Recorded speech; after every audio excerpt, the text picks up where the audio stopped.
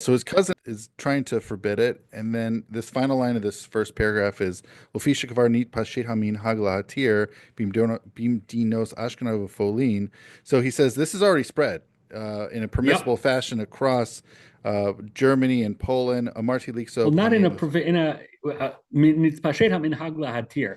The custom to be the permissive custom has already spread out, Uh-huh. meaning everybody is treating this as though it's okay.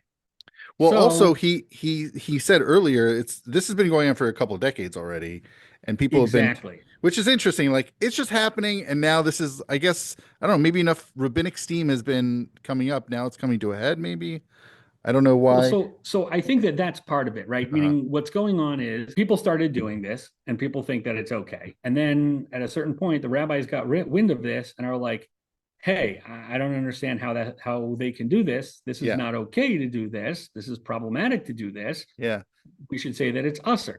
And then the Yehuda is saying, like, look, everybody's already doing it. I'm going to get involved here because I think it's important to articulate why it's okay. And also, in addition to this being going on for a couple of decades, and that seems like with just mead, So they were doing it even longer right?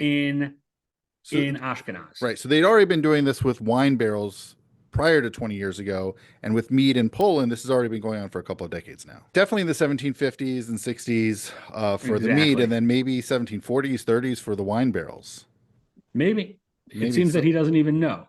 Right. It's been happening. And really, even that final line, he's like, this is already spread across Germany and Poland. Like this has been Yeah, everybody happening. says that it's okay, so we got Yeah. to figure out why it's okay. Most of his tshuvot are not this long. Oh, this stands out in its lengthiness for him.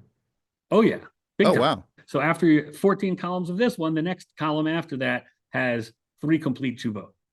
Huh. Okay. So this does stand out for this. It does. It's like that, Okay. and I'm kind of curious with the interplay of the empiricalness, the empirical nature of this or him, but being applied to this topic. Right. So I think that a lot of what's going on here is number one, when you want to be makil, you have to be more thorough. Right. Uh, You have to cover every base. Right? It's much easier to be machmir.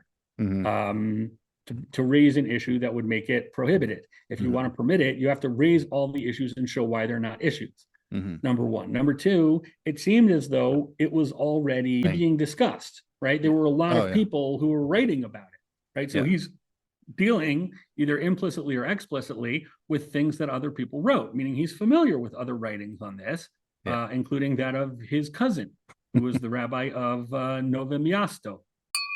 It happens to be, if you Google today, what do kashrut organizations today do? Every kashrut organization will say it's okay, it's kosher, Yeah. but some of them will say, and yet we don't, we prefer to use other clarifying agents. We don't use Mhm. Isinglass anymore, right? Meaning there's like a certain sense of like you shouldn't use it if you don't have to use it, Hmm. even though everybody thinks it's okay. And they all quote the Noda Yehuda. The Noda Yehuda is the final word on this.